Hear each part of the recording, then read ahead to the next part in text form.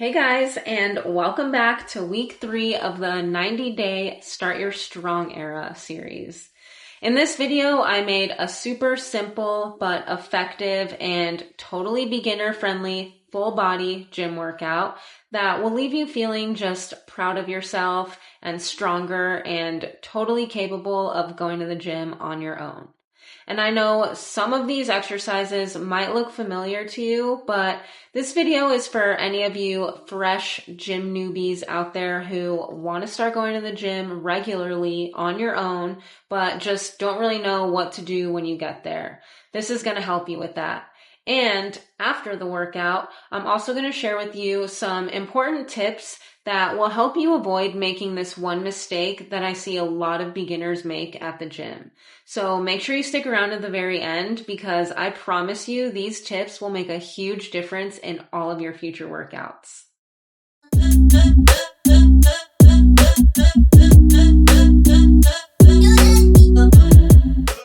All right, so all you're going to need for today is your water bottle, maybe a yoga mat, and just your willingness to try. We'll go through all of these exercises together, focusing on form and control. And we're not worried about weight or speed yet, so we are going to hold off on the weight machines for now and just use some dumbbells for today. And you have probably noticed that I'm filming this at home, and there is a reason for that. I did try to film these exercises at the gym, but the gym that I go to is pretty busy, and between people constantly walking in front of my shots or me awkwardly wondering if the people in the background were going to feel uncomfortable and just not getting the overall quality that I wanted, I decided to bring it home for now. I am definitely still trying to get the hang of filming gym content without feeling like I'm shooting a reality show in the free weight section. So for now, it is just me and you in my living room with these little 5-pound weights for the demos. So we're just going to keep it simple and approachable today. And I recommend starting with 4 to 6 exercises. Today we're doing 5 with 2 to 3 sets of each exercise and aiming for 8 to 12 reps per set. That range is perfect for building strength and also getting used to the movements without overwhelming your body. And I also would like to preface this video by just saying that I'm not a personal trainer. I used to be back in the day, but I have since let those credentials expire. However, that doesn't mean that all of the information that I learned expired. So everything that I'm showing you here today and on this channel in general is just from my experience and everything that I've learned throughout the years. So assuming that you've already taken your 5 to 10 minute warm up, we're going to start off with a basic lower body foundational movement. This one's called the goblet squat. So you want to start off by standing with your feet about hip width apart and your toes slightly turned outward. Then hold the dumbbell in your hand like a goblet. So you can do this way, or if the weight is larger, you can hold it like this. And you want to slowly sit back like you're sitting in a chair, keeping your chest up and your core tight. And then with your weight on your heels, you want to press back up, controlling that motion. Also, when you're down here, as you're coming up, try to make sure that your knees don't cave in like that. If they do, a good idea would be to add a resistance band just above your knees, and this gives them something to actively push against while also keeping your knees tracking outward, which engages your glutes more and just helps you build that awareness and control. So there you go. Next up are dumbbell rows. These will help strengthen your back, and they're also great for your posture. So you want to start off by hinging at the hips with your back flat like a tabletop, and keep your knees slightly bent here. Then with a dumbbell in each hand, you want to pull them toward your waist, not your shoulders. And keep your elbows close to your sides. And think about pulling with your back, not just your arms. Then squeeze the shoulder blades together at the top and lower down slowly with control. And try not to let the weight swing down here. Keep your neck neutral by looking at the floor just a few feet ahead. And I like to imagine here like there's a long ruler going along my neck and spine, keeping everything straight.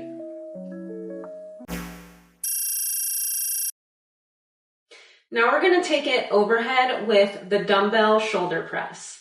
These are one of my favorite exercises for building upper body strength, but you'll probably want to start light here because these ones do sneak up on you. So you'll start off with the dumbbells at about shoulder height.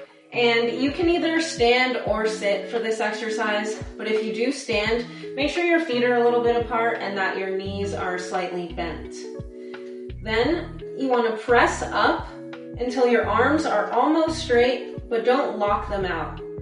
And lower back down to your starting position with control, while making sure that your rib cage is tucked to avoid arching your back.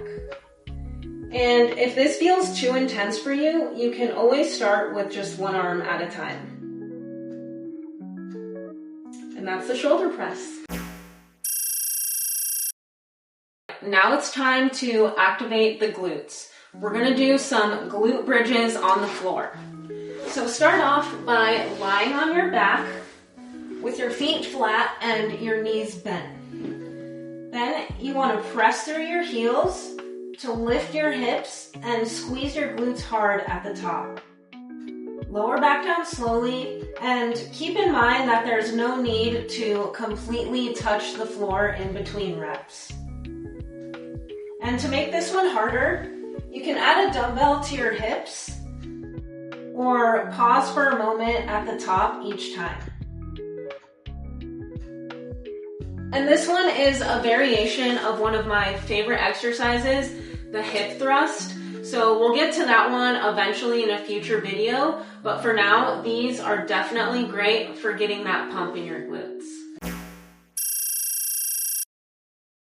Now we're going to finish it off with this gentle core exercise. These are called dead bugs. Weird name, I know, but they're great for your core and your spine. So you want to lay back with your arms and legs in the air like this. Then lower the opposite arm and leg slowly and stop when your back wants to arch. Make sure that you keep your core pulled in the whole time and your lower back gently pressing into the mat. A good variation for this exercise would be the basic crunch, but if you decide to go that route, just make sure that you focus on exhaling every time you crunch up and keep your elbows out and make sure you don't pull on your neck. And that's it. Now you can do these exercises one of two ways. The first option is to complete all sets of each exercise before you move on to the next one. This gives you more focus and allows you to dial in your form for each movement. And the second option is to turn it into a circuit, where you'll do one set of each exercise and then repeat the full round 2 or 3 times. This allows your heart rate to get up a little higher and adds a little bit more cardio into your session. Choose the one that feels the best for you and just know that there's no wrong way to go about it. Now, before we end this video, let's talk about something that you probably heard me mention a couple times, and that is joint safety.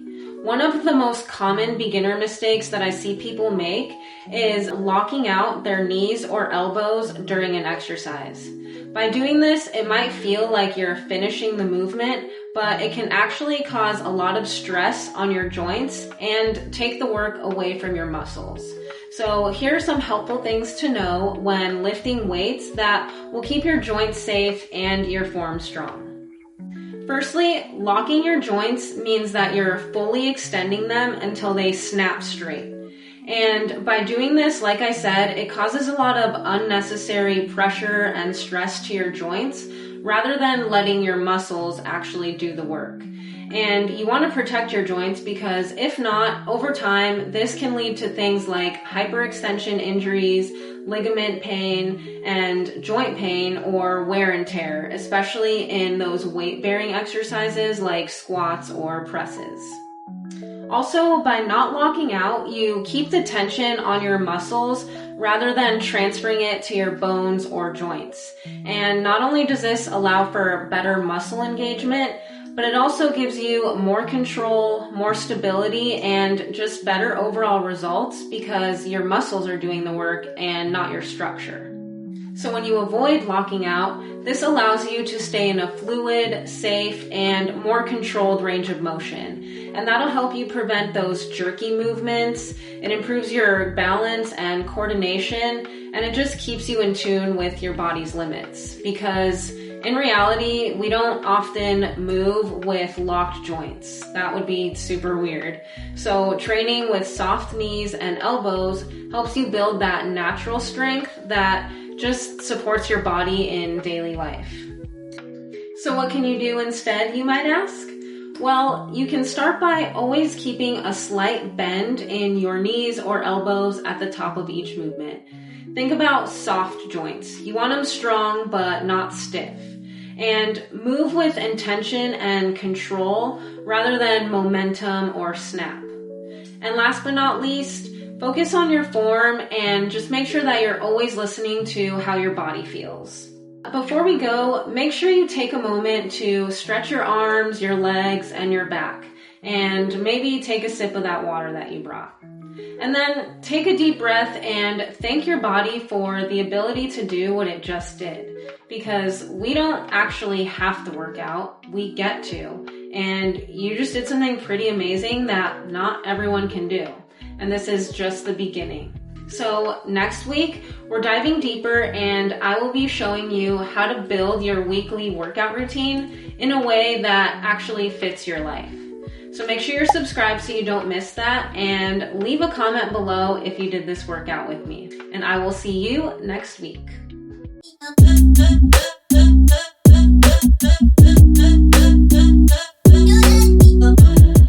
Now, you can do these exercises one of two